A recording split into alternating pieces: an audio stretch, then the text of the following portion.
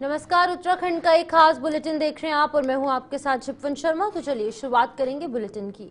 उत्तराखंड सरकार के 3 वर्ष पूरे होने पर सीएम पुष्कर सिंह धामी ने मुख्यमंत्री कैंप कार्यालय में आयोजित साइकिल रैली का फ्लैग ऑफ किया। इस दौरान मुख्यमंत्री ने स्वयं भी साइकिलिंग कर अन्य लोगों का उत्साहवर्धन किया और फिट उत्तराखंड फिट इंडिया का संदेश दिया। आपको बता दें कि सीएम धामी के नेतृत्व में उत्तराखंड सरकार के 3 वर्ष पूरे हो चुके हैं। इतना ही नहीं, इस दौरान सीएम धामी ने अन्य प्रतिभागियों के साथ पुशअप्स भी किए। मुख्यमंत्री पुष्कर सिंह धामी का बैठकों का दौर लगातार जारी है। बीते दिन सीएम ने वित्त विभाग की बैठक ली, जिसकी जानकारी देते हुए सीएम ने कहा कि आने वाले समय में हमें कई सारी चुनौतियों का सामना करना है, जिसको देखते हुए वित्त विभाग के अधिकारियों को निर्देश दिए गए हैं कि राज्य में आगामी 10 साल की वित्तीय स्थिति की पूरी योजना तैयार की जाए। इस दीर्घकालिक योजना में आर्थिक और सामाजिक विकास, पर्यावरण संरक्षण, आधुनिक तकनीक का उपयोग कर योजनाओं के प्रभावी क्रियान्वयन पर कार्य किया जाए। उन्होंने कहा कि 2047 तक प्रधानमंत्री नरेंद्र मोदी के विकसित भारत के संकल्प को पूरा करने के लिए सबको अपना योगदान देना होगा। राज्य में 2047 तक की वित्तीय स्थिति के लिए भी विस्तृत योजना बनाई जाए। फाइनेंस डिपार्टमेंट है, वित्त विभाग, उसकी समीक्षा बैठक करी थी और उसमें चूंकि आने वाले समय में हमको बहुत सारी चुनौतियों का भी सामना करना पड़ना है, इस नाते उसके लिए हमको कैसे तैयार होना है, कैसे राज्य का जो फाइनेंस का मैनेजमेंट व्यवस्थित रहे, उसके लिए उनको 10 साल की योजना, कार्य योजना और आने वाले 2047 का जो प्रधानमंत्री जी का हमारे विकसित भारत का संकल्प है, उस विकसित भारत के संकल्प में हम किस प्रकार से योगदान कर सकते हैं, क्या चुनौतियां हमारे सामने होने वाली हैं और क्या बेस्ट प्रैक्टिस हर डिपार्टमेंट बनाए कि जो केवल राज्य के लिए नहीं, पूरे देश के लिए एक अलग प्रकार का उदाहरण प्रस्तुत हो। जैसे बहुत सारी चीजों में आज हम अच्छे में आ गए, जैसे हम एसडीजी गोल्स में हमारा पहला नंबर आ गया, बेरोजगारी में हम अच्छा काम कर रहे हैं, नकल के मामले में हमने अच्छा काम किया है, इतने लोगों को रोजगार दिया है, उस कानून को हमने समान नागरिक संहिता यूसीसी लागू किया है। तो देश में बहुत सारी चीजों में आज हमारे लिए ये पूरे देवभूमि उत्तराखंड वासियों के लिए एक गौरव की बात है कि हम जो भी फैसले ले रहे हैं या जो भी निर्णय कर रहे हैं, जो कानून बना रहे हैं, आज वो पूरे देश के लिए भी कहीं ना कहीं एक उदाहरण के रूप में हो रहे हैं। और आदरणीय प्रधानमंत्री जी ने हमारे राज्य स्थापना दिवस पर राज्यवासियों को संबोधित करते हुए अपने उद्बोधन में ये बात कही थी। मुख्यमंत्री पुष्कर सिंह धामी ने अपने दूसरे कार्यकाल के 3 वर्ष पूर्ण होने पर मीडिया से रूबरू हुए। इस दौरान मुख्यमंत्री ने अपनी सरकार की उपलब्धियां और योजनाओं को जनता के सामने रखा। मुख्यमंत्री ने कहा कि प्रधानमंत्री नरेंद्र मोदी के विजन से उत्तराखंड सर्वश्रेष्ठ राज्यों की सूची में शामिल होगा। मुख्यमंत्री धामी ने कहा कि उत्तराखंड में लागू किए गए कुछ महत्वपूर्ण कानून जैसे कि यूसीसी, भू कानून, दंगा निरोधक कानून, नकल विरोधी कानून पर विस्तार से लोगों को जानकारी उन्होंने दी। सुनिए क्या कुछ कहा है। मुझे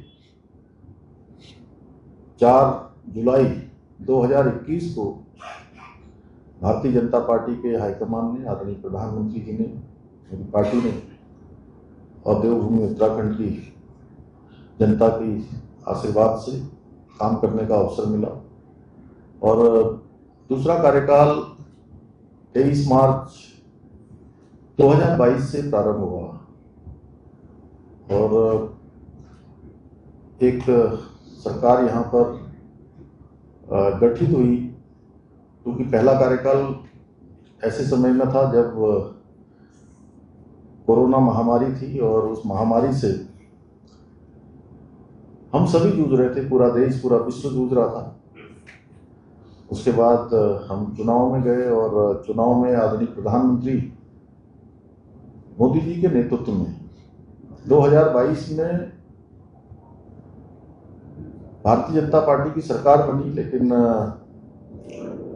उससे पहले राज्य के अंदर राज्य स्थापना के बाद जितने भी चुनाव हुए, हर चुनाव में एक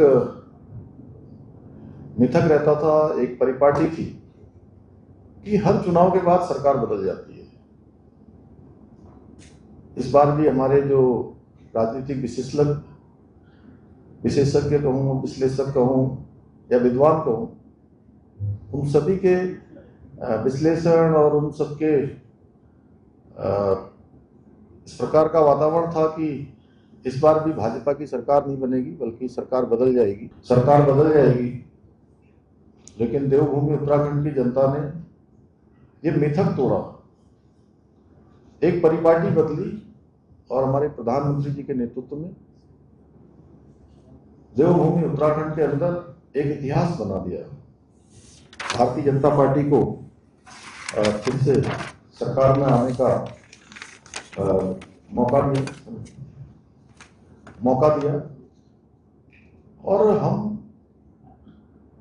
जनता की आकांक्षाओं को, उनकी आशाओं को, विश्वास को आगे बढ़ाते हुए अनेक सारे निर्णय लेकर लगातार आगे बढ़ते रहे।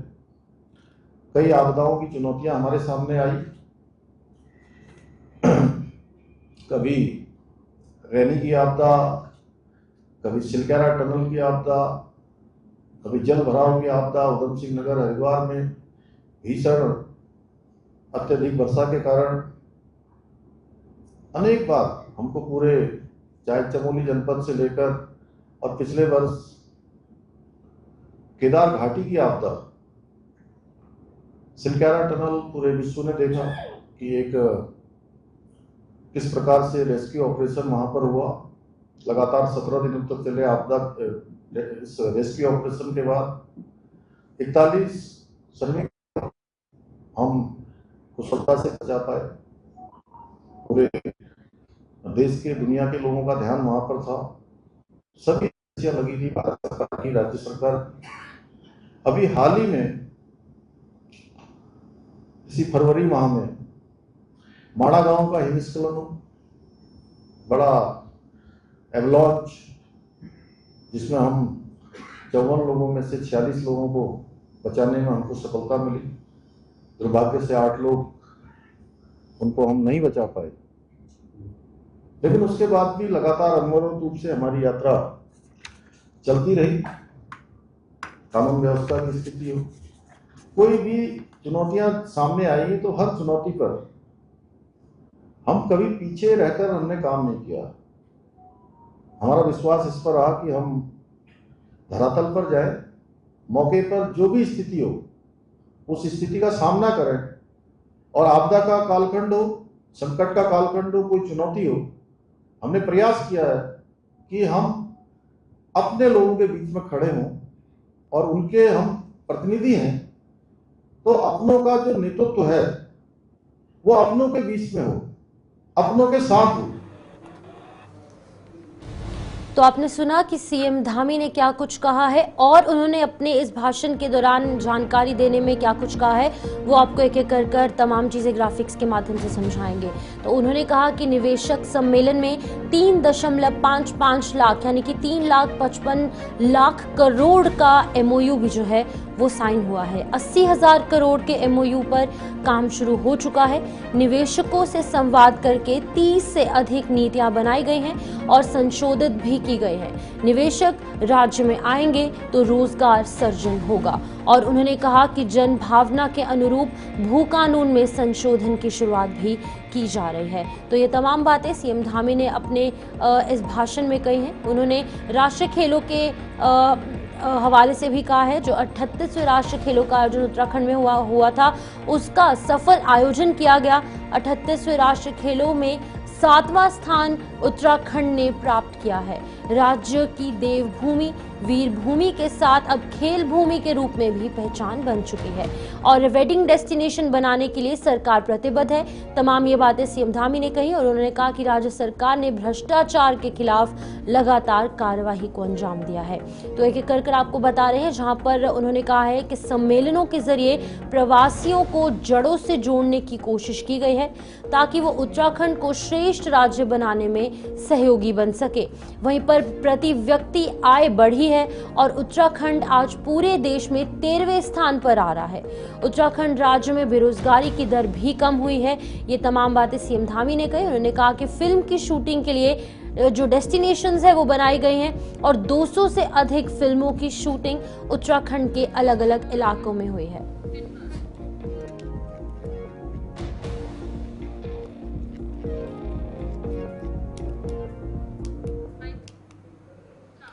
मुख्यमंत्री ने मत्स्य विभाग की समीक्षा के दौरान विभाग की गेम चेंजर योजनाओं को स्वरोजगार सर्जन के साथ आर्थिकी को बढ़ावा देने वाला बताया। उन्होंने कहा कि विभाग की ट्राउट प्रोत्साहन योजना जो पर्वतीय जनपदों में रोजगार सर्जन का कारगर माध्यम बन सकता है। उन्होंने इसके लिए निर्धारित लक्ष्यों की प्राप्ति तथा तैयार की गई कार्य योजना के प्रभावी अनुश्रवण के भी निर्देश दिए। मुख्यमंत्री ने इंटीग्रेटेड नमामि गंगा जो सेंटर है उसकी स्थापना भी की है और स्थापना में तेजी लाए जाने को कहा ताकि मत्स्य प्रजातियों को संरक्षित करने के साथ विदेशी मत्स्य पर्यटकों को इस ओर आकर्षित किया जाए। बैठक में बताया गया कि ट्राउट प्रोत्साहन योजना के लिए 170 करोड़ का वित्तीय प्रावधान किया गया, जिसमें कि 600 टन ट्राउट मत्स्य उत्पादन और 75 लाख ट्राउट सीड उत्पादन के साथ 600 प्रत्यक्ष रोजगार का लक्ष्य रखा गया, जबकि इंटीग्रेटेड एक्वेटिक सेंटर की स्थापना के लिए 250 करोड़ का बजट प्रावधान किया गया है। इसके तहत मत्स्य प्रजातियों के संरक्षण तथा मत्स्य पर्यटन के प्रति विदेशी पर्यटकों को आकर्षित किए जाने की योजना है। राज्य स्तरीय इंटीग्रेटेड एक्वा पार्क हेतु यहाँ पर 53.39 करोड़ का बजट प्रस्तावित किया गया है, जिसके तहत 5100 टन अतिरिक्त मत्स्य उत्पादन के साथ नई मत्स्य प्रजातियों और गुणवत्ता युक्त मछली उपलब्धता सुनिश्चित होगी। उत्तराखंड में धार्मिक यात्राओं और मेलों के बेहतर प्रबंधन और सुव्यवस्थित संचालन के लिए अब एक नई संस्था उत्तराखंड धर्मस्व और तीर्थटन परिषद का गठन किया जाएगा। उत्तराखंड धर्मस्व और तीर्थटन जो परिषद है उसका मुख्य उद्देश्य चारधाम यात्रा और राज्य के अन्य प्रमुख धार्मिक आयोजनों को बेहतर तरीके से संचालित करना होगा। मुख्यमंत्री ने इस संबंध में निर्देश दिए हैं कि इस परिषद का गठन शीघ्र किया जाए। मुख्यमंत्री धामी ने कहा कि चारधाम यात्रा के शुरू होने से पहले ही उत्तराखंड धर्मस्व और तीर्थटन परिषद का गठन हो जाएगा। तो परिषद की संरचना और कार्य किस तरीके से होंगे वो भी आपको बताएंगे। तो परिषद की 3 प्रमुख समितियां बनाई जाएंगी।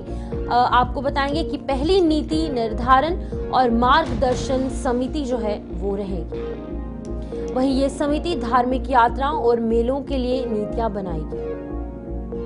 यात्रा को सुरक्षित, सरल और व्यवस्थित बनाने के लिए ये जो दिशा निर्देश प्रदान करेगी, ये पहली जो नीति होगी। वहीं पर दूसरे की हवाले से बात की जाए, नियोजन और समन्वय समिति का गठन भी किया जाएगा।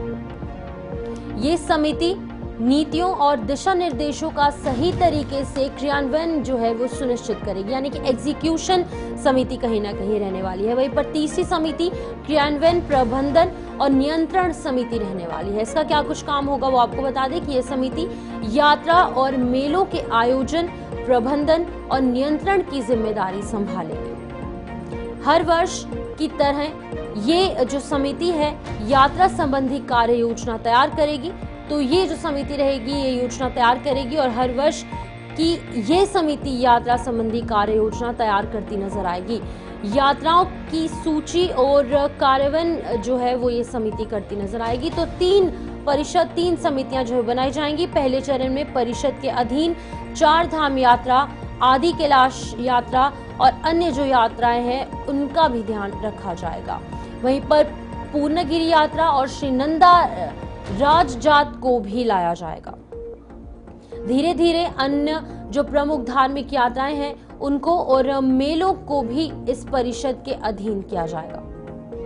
चारधाम यात्रा की वहन क्षमता का आंकलन भी करेगी ये समिति।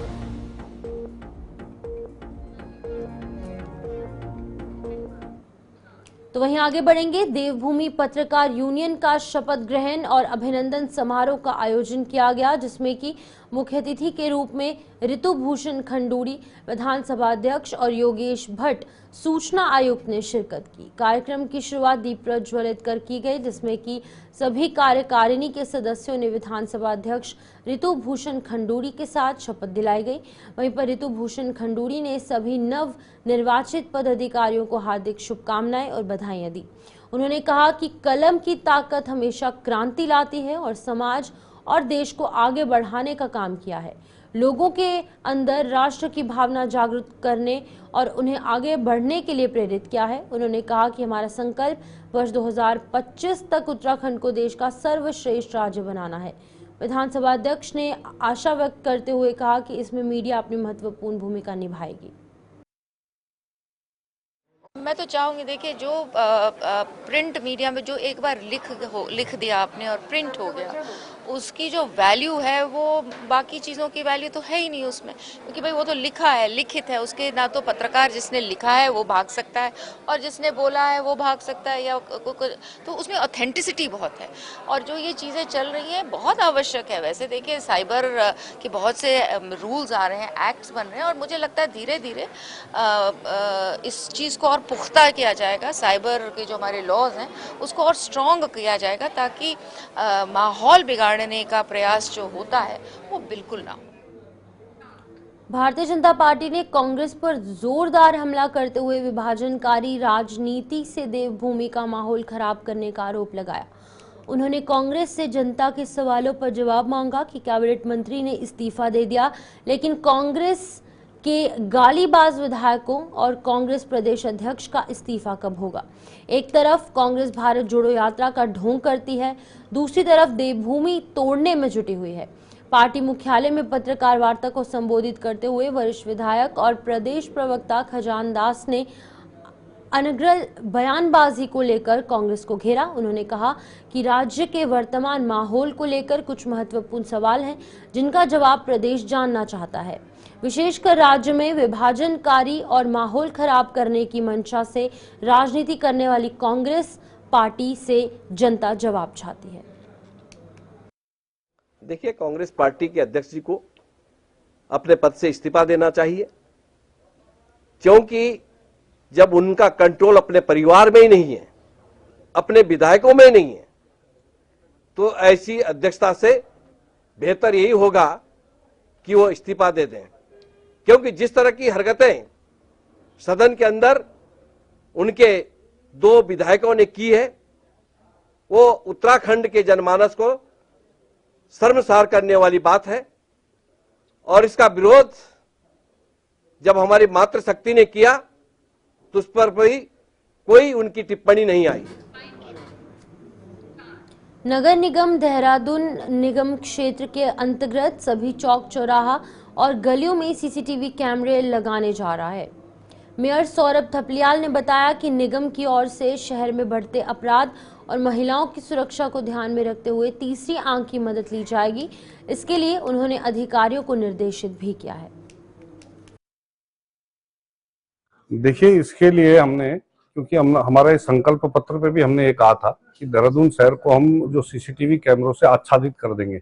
ऐसी कोई प्रमुख चौक चौराहे गलियां ऐसी नहीं होंगी कि जहां पर सीसीटीवी कैमरे हमारे ना लगे हों। ये जो तीसरी आंख है सीसीटीवी के माध्यम से, एक तो हमारी जो नागरिक हैं, जनता है, वो सुरक्षित महसूस करेगी। हमारी माताएं बहनें, उनको आने जाने में किसी प्रकार की कहीं कोई उनको एक सुरक्षित वातावरण मिलेगा। दूसरा, साथ ही कुछ जैसे नशे का कहीं ना कहीं पे सेवन होता है और कहीं पे भी जैसे अंधेरी जगह होती है, ऐसी किसी अंधेरी जगह पे एक तो हमने लाइटों की व्यवस्था करने के साथ साथ सीसीटीवी कैमरे भी वहां पर हम लगाने जा रहे हैं, जिससे कि एक ऐसा वातावरण तैयार होगा कि जो ये नशा करने वाले या इस प्रकार का उपद्रव करने वाले हैं, गुंडागर्दी करने वाले ऐसे लोग हैं, इनके ऊपर लगाम लगेगी।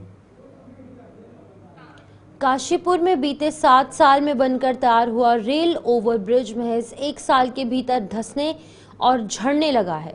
जिसको लेकर कांग्रेस नेता संदीप सहगल के नेतृत्व में आक्रोशित कांग्रेस कार्यकर्ताओं ने महाराणा प्रताप चौक पर प्रदर्शन करते हुए प्रदेश सरकार का पुतला दहन किया। इस दौरान कांग्रेस कार्यकर्ताओं ने जमकर नारेबाजी करते हुए रेल ओवरब्रिज के निर्माण में भ्रष्टाचार का आरोप लगाते हुए इसकी निष्पक्षता से जांच की मांग की। वहीं निरीक्षण करने पहुंचे national highway authority of India के अधिशासी अभियंता प्रवीण कुमार ने बताया कि रेलवे के इस स्ट्रक्चर को जिसने डिजाइन किया है वही बताएंगे कि रेल ओवरब्रिज में से कंक्रीट झड़ने का मुख्य कारण क्या है। आप देखिए 7 साल के बाद हम लोगों ने, पूरी कांग्रेस पार्टी ने, काशीपुर की जनता ने इतना संघर्ष करने के बाद ये पुल का संचालन शुरू हुआ। अब संचालन भी कैसे कैसे शुरू हुआ आप सब जानते हैं। उसके बावजूद आज फिर से ये गिरने की स्थिति में जगह जगह से झड़ रहा है, लिंटर कमजोर है। जो माल इसमें लगाया गया है उसमें पूरी तरीके से भ्रष्टाचार हुआ है। ऊपर से लेकर नीचे तक सारी सरकार और सारे अधिकारी, सारे आरोपी के जितने भी बिल्डर्स हैं, जितने भी इसके इंजीनियर्स हैं, सारे के सारे इन्वॉल्व हैं। हम सब लोगों की डिमांड है कि इसमें जितने अधिकारी और जितने भी नेता संलिप्त हैं उन सबकी निष्पक्षता से जांच होनी चाहिए। और जितने भी हमारे जनप्रतिनिधि हैं, चाहे वो धामी सरकार हो, चाहे सांसद हो, चाहे मेयर हो, चाहे विधायक हो, सबके सब अपना इस प्रकार का सबको इस्तीफा दे देना चाहिए। और इस्तीफा देने के उपरांत सब लोग इस्तीफे की मांग करते हैं कि 7 साल के बाद और 8 साल से रामनगर में जो पुल चल रहा है वो 8 साल उसके निर्माण को हो चुके हैं। शर्म आनी चाहिए इस भावी सरकार को। और अपने 3 साल पूरे होने के उपरांत हर्षोल्लास के साथ पूरे प्रदेश में जनता को गुमराह करके जो हर्षोल्लास बनाने के ये लोग तैयारी कर रहे हैं, और पूरी जनता इस तरीके से त्राही त्राही मची हुई है, रोजगार से त्राही त्राही है। महिला का शोषण, महिलाओं का शोषण उन्हीं के आरएसएस के कार्यकर्ता, भारतीय जनता पार्टी के आरएसएस के कार्यकर्ता कर रहे हैं। पर्वतीय लोगों के ऊपर टीका टिप्पणी कर रहे हैं। खनन से पूरा का पूरा ये खनन माफिया प्रदेश बन चुका है। आज इस पूरे उस पे ये लोग अपने आप के ऊपर पीठ थपथपाने का काम कर रहे हैं, लेकिन विपक्ष ऐसा नहीं होने देगी। हम सब लोग सड़कों पर हैं।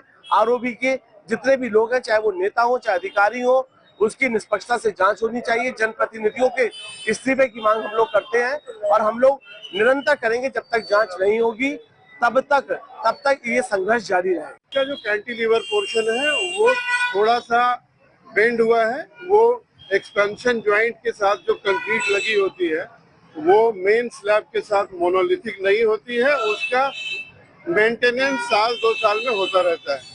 इस स्ट्रक्चर को जिसने डिजाइन किया है वो डिजाइनर को हमने बुलाया है, वो कल सुबह आएगा।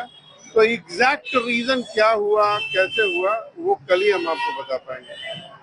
सर, यदि भार क्षमता की बात करें तो उससे भार क्षमता को लेकर क्या कहना चाहिए? भार क्षमता इसकी पूरी सही है, 70 आर लोडिंग के लिए डिजाइंड है और कोई भी भार क्षमता सहने को बिल्कुल पर्याप्त है इसमें। बट कैंटिलीवर पोर्शन पे वो भार क्षमता जब चली जाएगी तो उसमें बेंडिंग होना स्वाभाविक है, वो स्ट्रक्चर का काम है। उसमें एक्सेस बेंडिंग हुई है, थोड़ा कंक्रीट का स्ट्रिप निकल गया है। बट डिजाइनर आ रहा है, वो एग्जैक्ट रीजन बताएगा क्या हुआ और इसका रिमेडियल मेजर हम क्या करेंगे वो कल ही बता पाएंगे। तो चलिए, बुलेटिन में फिलहाल इतना ही। दीजिए इजाजत। नमस्कार।